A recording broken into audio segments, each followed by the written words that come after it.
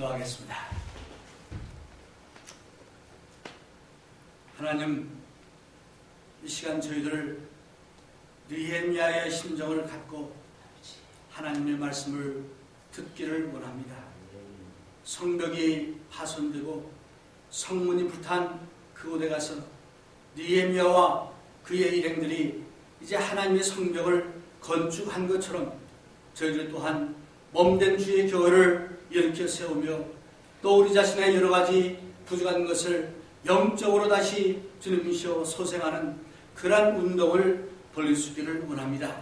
첫 시간이 오니 마치는 순간까지 하나님께서 함께 하시고 성령께서 주관해 주시옵소서. 감사드리며 우리 주님 예수 이름으로 간절히 기도하였습니다. 아멘.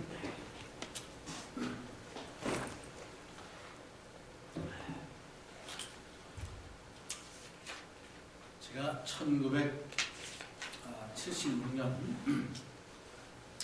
몇 년 만에 한국 김포공항으로 다시 갔을 때 이 말씀을 준비하면서 그때 생각을 해봤습니다. 당시만 해도 우리나라가 그렇게 잘 살 때가 아니고 김포공항도 옛날 공항은 미국 시골 공항 정도의 수준, 어쩌면 더 작은 그런 모습일 때입니다. 공항에 딱 도착을 하니까 전에는 몰랐는데 그때 김포 들이 논, 밭 뭐 이런 것만 있어가지고 그 왠가 모르게 그 냄새, 그 인문 냄새 비슷한 거름 냄새가 이렇게 바람결에 오고 좀 여러 가지 좀 미국보다는 많이 초라하구나 이제 그런 느낌을 받았던 기억이 있습니다. 느헤미야가 그 당시에 페르시아의 가장 화려했던 수사성에서 살다가 또 그 성 중에서도 왕궁에서 왕을 섬기면서 살다가 예루살렘에 돌아왔습니다. 느헤미야가 몇 년 만에 예루살렘을 왔는지 아니면 처음으로 갔는지 성경은 말하지 않기 때문에 잘 모릅니다.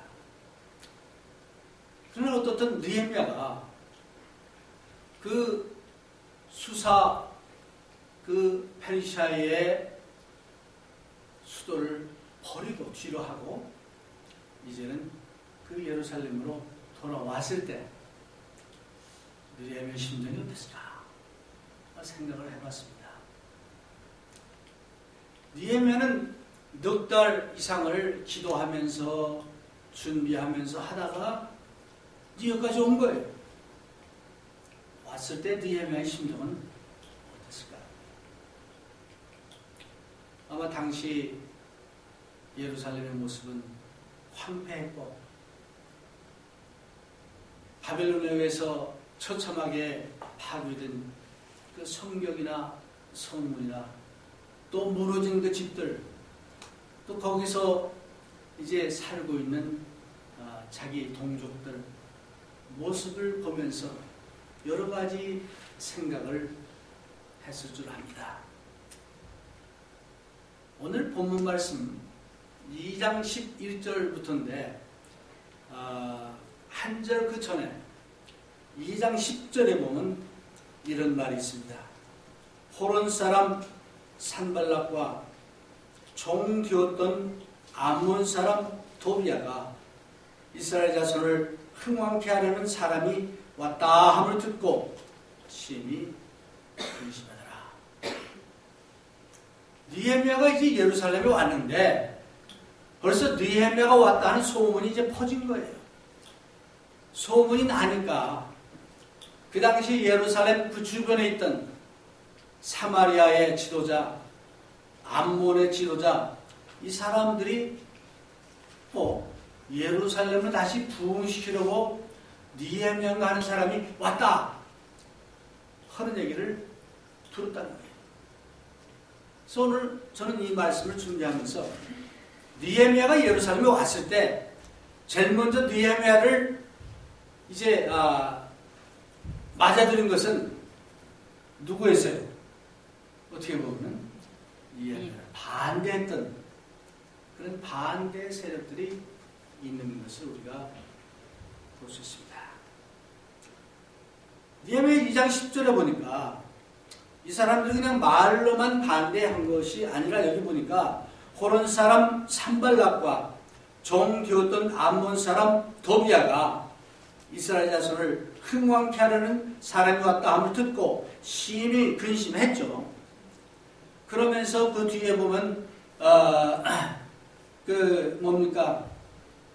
19절에 호론 사람 산발락과 종이 되었던 암몬 사람 도비야와 아라비아 사람 게셈이 이 말을 듣고 우리를 업신여기고 비웃어 가로되 너희 하는 일이 무엇이냐 왕을 배반코자 하느냐 하기로. 느헤미야를 반대하는 이 반대자들이 느헤미야를 맞이했는데 그 사마리아 그 지도자 산발락 또는 암몬의 지도자 토비야 또는 아라비아 사람 게손 이런 사람들이 한결같이 느헤미야를 이제 공격을 해야 됩니다. 되는데 세 가지로 여기서 얘기를 하는데 조롱했더라 그러죠. 조롱이란 말은 이제 여러 가지 비웃는다, 업신여긴다 뭐 그런 의미입니다. 이 사람이요 내가 뭔가 좀 해보려고 하는데 비웃는 눈초리, 비웃는 표정, 비웃는 말 한마디에 용기가 확 꺾이고 어떤 경우는 기분이 확 상합니다. 우리 가족들 간에도 가능하면 비웃는 말, 조롱하는 말은 우리 삼가야 되겠어요. 남편이 참 모처럼 이제는 내가 정말 마음 먹고 내 아내를 사랑하고 좀 도와줘야 되겠다. 그래가지고 하지 않다면 이제 청소를 하면서 설거지를 하면서 뭐 이렇게 하는데 얼마나 하나 보자. 한마디 해버리면은 그냥 용기 있게 시작했다가 그냥 확 사라져버립니다. 느헤미야가 그 좋은 지위와 좋은 여건을 버리고 예루살렘에 와서 정말 그 힘든 일을 해보려고 왔습니다. 아무도 느헤미야가 이제 정말 뭐를 한다고 해서 환영하거나 박수를 치거나 그러지 않았어요. 아무튼 그걸 반대하는 이 세력들이 더 먼저 알고 조롱을 하고 비웃어댑니다. 여기서 우리가 배울 수 있는 것이 뭐냐? 하나님의 백성들 또는 주님의 제자들이 무엇인가 하려고 결심을 하면 제일 먼저 누가 달려드느냐? 사탄이, 대적자들이 나타납니다. 그래가지고 비웃고 조롱합니다. 내가 얼마나 할 거야? 뭐 한번 해보라 그러지. 이제 이 뒤에 계속 나오는데 얼마나 느헤미야를 조롱하고 비웃었는지. 그러면은 보통 사람 같으면 기가 팍 꺾이고 이제 정말 굳은 결심이 흔들리는 그런 상황입니다. 여러분들도 마찬가지예요. 가을철을 맞이해서 정말 10월 달에 우리 교회가 또 여러분들 각자가 영적으로 우리의 영성을 개발하고 무언가 열매를 거두고 성령의 열매를 한번 맺어보자 라고 하는데 우리를 반대하는 그 세력, 특별히 악한 마귀 세력들은 조롱합니다. 비웃습니다. 한 2, 3일 하다 말겠지.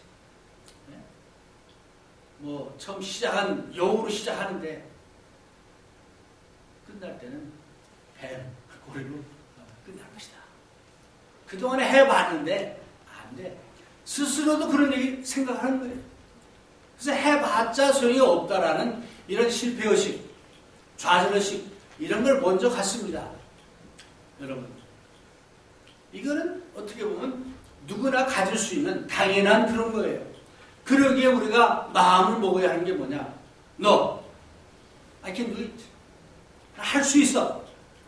예수님이 함께 하시고 하나님이 함께 하시면 할 수 있어. 바로 그런 생각으로 느헤미야가 이제 그 수사성을 버리고 예루살렘까지 왔습니다. 그 말은 느헤미야는 말로만 믿는 그런 믿는 사람이 아니었고 그가 믿는 그 믿음을 실천으로 옮기고 행동으로 옮겼던 그런 사람이다. 그런 사람입니다. 그뿐 아니라 여기 보니까 위협을 했어요. 네? 이 사람들이 이제 지도자들이잖아요. 그 주변에 주변에 그 성들의 지도자인데 내가 그렇게 하는 것은 뭔가 역심을 품고 그 페르시아 왕에게 말하자면 그 반란을 일으켜가지고 뭐 하려고 그런 거 아니냐. 그거 위험해요. 네. 그 사실은 이 사람들이 전에 그 전략이 성공을 했어. 느헤미야보다 한 14년 전에 왔던 에스라와 그 일행들이 먼저 왔었어요. 그래서 예루살렘 성을 이제 다시 재건하고 하려고 막 했는데 그 페르시아 왕에다 편지를 낸 겁니다. 지금 이 사람들이 와가지고 당신을 배반하고 이제 반란을 일으키려고 합니다. 이걸 중단시켜야 합니다. 그 편지를 받고 중단을 시켰어. 그 똑같은 전략을 이제 한번 합니다. 그 위협을 합니다. 여러분들은 무엇을 하든 간에 특별히 옳은 일, 하나님 나라 일 또는 믿음으로 살려고 하는 어떤 그런 것을 할 때는 항상 대적자가 있음을 믿으시길 바랍니다. 네, 이것은 성경이 있어요. 항상 대적자가 나오려 말입니다. 그랬을 때 우리는 미리 그것을 알고 준비하면 돼요. 준비하면 돼요. 그 요한 웨슬레라는 그 종교 개혁자 중에 한 분이 있었는데 한번 어떤 부인이 찾아와가지고 목사님, 만약에 내일 저녁에 하나님께서 당신을 불러가신다면은 요 24시간을 어떻게 쓰시겠습니까? 물었어요. 그러니까 요한 웨슬레가 좀 생각하더니 먼저 지금 자매님하고 같이 성경 공부를 하고 그 다음에 뭐 아마무게 집에 가서 또 성경 공부를 하고 또 그 다음에 내일 아침 어디 가서 그 계획된 대로 또 설교를 하고 그 다음에 또 누구네 집에 가서 뭐 성경 공부를 하고 또 기도를 하고 그 다음에 내일 저녁 10시에 뭐 누구네 가서 기도와 말씀을 보고 그 다음에는 하나님께 기도하고 내 고향으로 가겠소. 그 말은 무슨 얘기냐? 평소에 하던 대로 한다는 거예요. 우리가 어떤 도전을 받았을 때 일반적으로 사람들은 저나 여러분들 아마 어쩌면은 이런 도전을 받으면은 또 나를 대적하는 이런 사람들이 나오고 위협하고 조롱하면은 먼저 부정적인 생각도 다 합니다. 그러나 그거에 의해서 흔들 필요가 없이 내가 평소에 하던 대로 하는 거예요. 왜? 대적자는 당연히 있을 것이고 그 대적을 그대로 물리치고 우리는 내 하던 대로 해나가는 거예요. 그게 뭡니까? 말씀 읽고 기도하고 전도하고 하는 게 우리 할 일이에요. 그래서 느헤미야의 이 말씀을 통해서 우리가 배울 수 있는 건 뭐냐? 항상 우리가 뭔가 해보려고 그러면 거기는 뭐가 따라요? 대적자들이 반대하는 사람들이 또 반대하는 여러 가지 장애물들이 나타나겠다. 이걸 배울 수 있어요. 저는 여러분들이 현재 어떠한 상황 속에 있는지 구체적으로 잘 모릅니다. 어쩌면 여러분들이 마음속으로 간절하게 내가 이것을 해보겠다. 정말 주님을 위해서 헌신해보겠다. 그런데 이런 거 저런 거 여러 가지 장애들이 있고 나를 흔들고 내 믿음을 흔드는 이런 것들이 있다라고 할 때 여러분은 어떻게 하느냐? 하던 대로 여러분의 믿음을 지켜 나가야겠다. 그 다음에 이제 11절 이하 오늘 또 본문에 보니까 느헤미야가 예루살렘에 도착을 해가지고 사흘 동안을 아무것도 안 했어. 그럼 사흘 동안에 잠만 잤을까요? 성경에 아무 말이 없어. 아무 말이 없으니까 아무것도 안 한 거죠. 제가 보기에는 느헤미야 이 1장 또 2장 요 전 부분을 보면은 느헤미야가 가서 아무것도 안 하고 그냥 사흘을 지낸 건 아닐 것입니다. 이제 우리가 말입니다. 현지 사정을 모르면은 사실은 확실히 몰라요. 아무리 계획을 책상에서 다 해도 현장에 나가면은 이게 달라요. 그렇죠? 그래서 내 계획과 내 지식이 이게 아닌데 그럴 때가 많이 있어. 느헤미야가 이젠 기도하고 생각하고 계획을 세우고 하다가 예루살렘 현장에 간 거예요. 갔을 때 아마 제 생각에는 사흘 동안에 또 쉬기도 했겠죠. 장거리 여행을 했으니까. 그러면서 또 기도도 하고 자기가 생각했던 그 생각과 또 현지 사정 뭐 이런 것들 차이도 느꼈을 것이고 뭐 등등. 그래서 기도하고 아마 사흘 동안 이렇게 정리하는 그런 시간을 가졌을지. 우리가 느헤미야서 1장, 2장을 이렇게 보면은 느헤미야가 그 왕을 섬기는 그런 일을 하다가 예루살렘에 그런 좋지 않은 소식을 들었을 때 느헤미야는 애통하며 금식하며 기도했다고 그랬습니다. 근데 금식하며 기도했을 때 하나님이 즉각 그래 네 기도 들어줘 하고 들어주신 것이 아니고 넉 달 만에 왕을 통해서 그의 꿈을 실현시켜 주셨습니다. 말이 그렇지 넉 달이면 깁니다. 안 그래요? 지금부터 우리 뭔가 기도를 했다고 합시다. 넉 달이면 10월, 11월, 12월, 1월 1월에 가서 뭔가가 응답이 된 거잖아요. 그뿐 아니라 느헤미야가 그 왕이 허락해가지고 바로 간 거 그런 얘기는 없죠. 얼마나 더 기간이 인터벌이 있는지 모르겠어요. 그런 상당히 긴 기간을 느헤미야는 어떻게 했냐?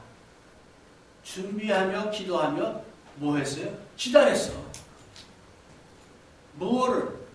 하나님이 이루어 주신 것을 기다리는 거예요. 그러니 저도 그렇습니다만 어떤 계획을 세워놓고 그러면 계획 세울 때 얼마나 신납니다. 그래서 이렇게 금방 이루어질 것처럼 생각하고 막 하는데 내 마음대로 안 돼. 그래서 우리에게 필요한 것이 뭐냐? 기다릴 줄 아는 거예요. 인내하는 것이 필요한 거예요. 하나님이 내 기도를 들어주시고 일을 이루어주시는 그것을 기다려. 느헤미야는 바로 기다리는 선수였어요. 그래서 예루살렘에 가서도 성질 급한 사람 같으면 어떻습니까? 자기가 그 좋은 자리도 버리고 거기까지 갔으니까 당장 그때부터 뭘 했을 거 아니에요. 근데 사흘을 있다가 그 다음에 한 게 뭐냐? 사흘 만에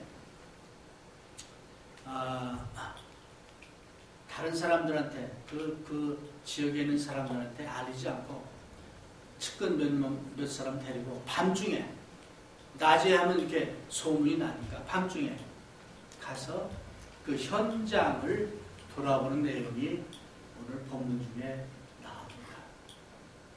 그래서 느헤미야는 이제 책상에서 계획하고 멀리 수사해서 이제 계획하고 준비한 그것으로 하지 않고 현장에 가서 직접 이렇게 돌아본 거예요.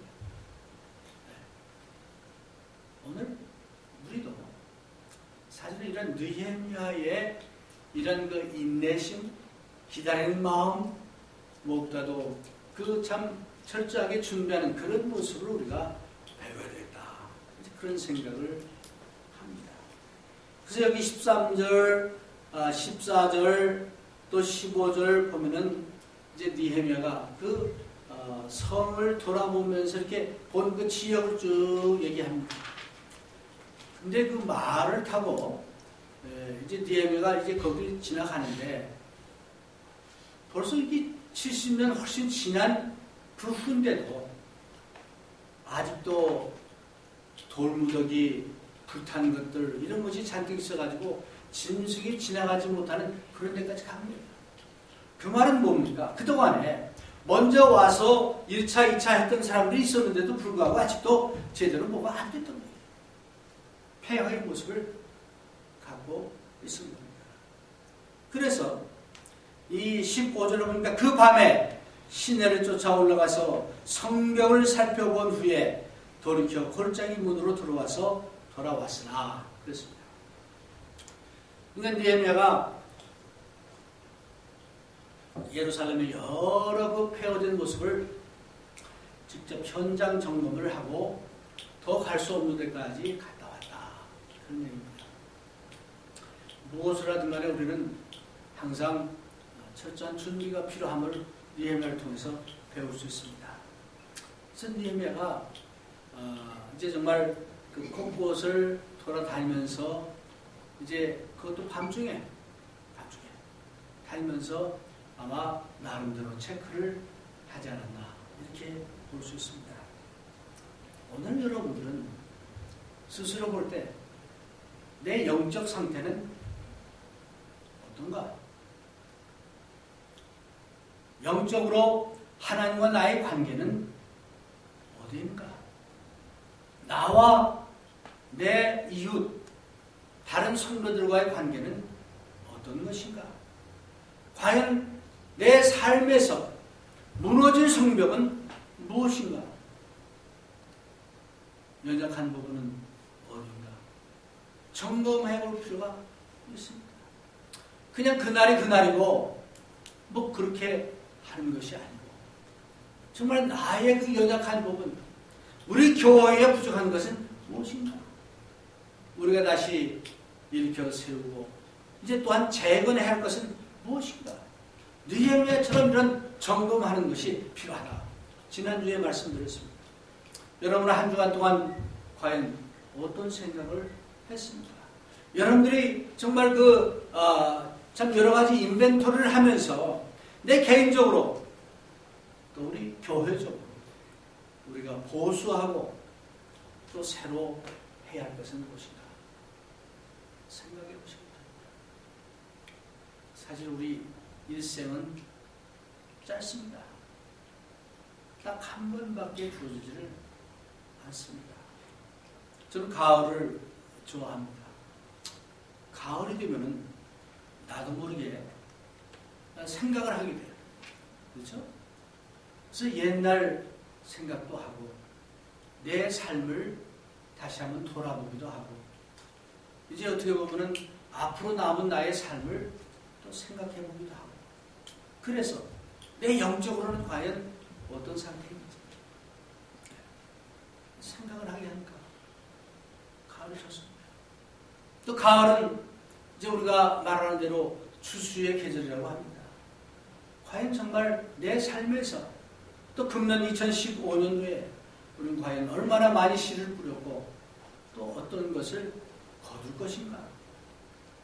정말 빈 강정같이 이제 정말 열매 맺지 못하는 그런 삶을 또 사는 것은 아닌지 생각하고 평가할 수 있는 그런 좋은 시기를 맞이했습니다. 옛날 사람들은 전기가 없어서 주경야독 뭐 이런 얘기도 하고 뭐 그러는데 오늘 우리는 낮에나 밤에나 마음만 먹으면 얼마든지 책도 읽고 성경도 읽고 또 생각할 수 있는 그런 좋은 조건 속에 살고 있습니다. 정말 이 맑은 또 높은 가을 하늘을 바라보며 또 달을 보면서 우리의 삶을 의미하고 그러면서 느헤미야처럼 우리의 인생의 삶의 그 성벽을 한번 돌아보면서 과연 호소할 지역은 어디인가 한번 점검해보는 여러분들이 되시기를 바랍니다. 그럼 여기서 느헤미야가 왜 사람들 몰래 밤중에 그것도 왜 그런 지역을 돌아봤을까? 왜 그랬을 것 같아요, 여러분? 무서워서 그랬어요? 느헤미야가 밤중에 했다는 얘기는 자기 계획을 아직 아무한테도 얘기하지 않았다고 그랬어요. 여기 보니까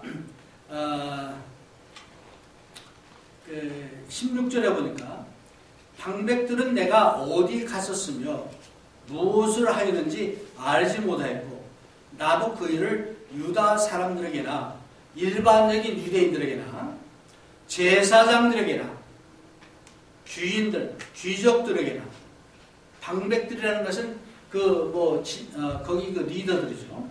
방백들에게나 그 외에 일하는 자들에게 보통 사람들 이런 노예 같이 일하는 사람들 또는 컴번 이런 사람들에게 아무한테도 얘기하지 않았다고 그랬어요. 뭘 했다는 얘기예요. 그거 왜 그렇겠냐? 그것은 아마 느헤미야가 지금 돌아와서 처음부터 내가 이런 일을 하려고 이렇게 했다라고 떠들어대면은 오히려 역효과를 낼 거니까 이것도 준비하는 가운데 기도하는 가운데 먼저 자기가 직접 점검을 해보고 철저하게 준비한 다음에 이제 얘기하려고 그런 것이 아닌가 그런 생각을 합니다.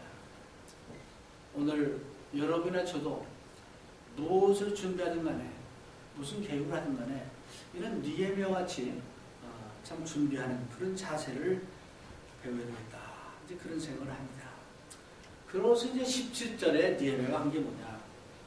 그 16절, 17절에 느헤미야가 그 유대인들에게 호소하는 내용이 납니다. 여러분, 내가 와보니까 성문은 불에 탔고 성벽은 무너졌고 그야말로 보호받지 못하는 허벌판과 같은 또는 낙오자들이 사는 것 같은 이런 모습으로 여러분들이 살고 있는데 되겠습니까? 이거 다시 세워야 되지 않겠습니까? 라고 호소합니다.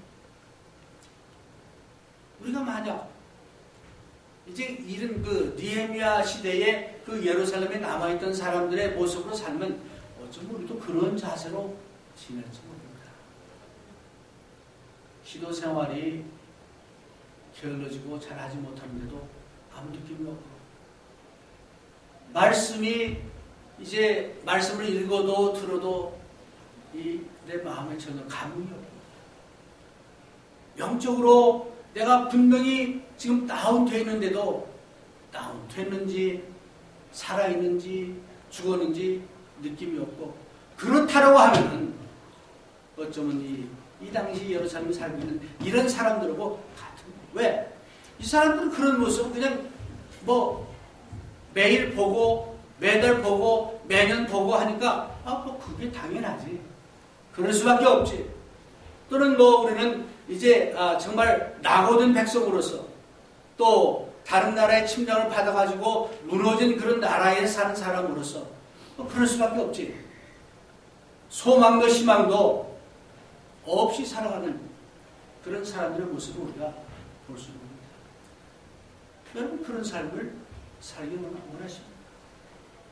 여러분들이 정말 하나님과 함께 하시고 하나님이 나에게 주신 그 좋은 그 계획과 하나님의 그 축복을 알면서도 잊어버리고 망가하고 그냥 그날 그런 식으로 살아간다면 여기 있던 이 사람들과 똑같은 그런 모습.